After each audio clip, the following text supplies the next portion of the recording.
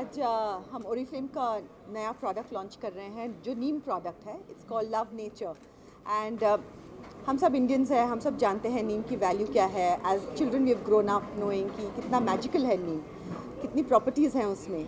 और ये नीम की प्रॉपर्टीज़ स्किन को भी बेनिफिशियल होती हैं, जैसे it is beneficial for lot of other illness and everything.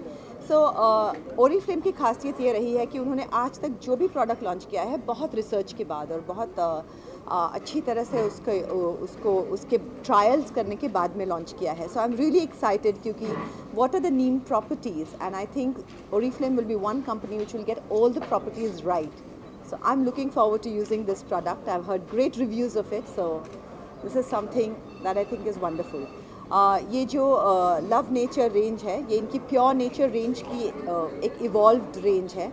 And जो प्योर नेचर रेंज थी वो भी बहुत ही अच्छी एंड नेचुरल रेंज थी.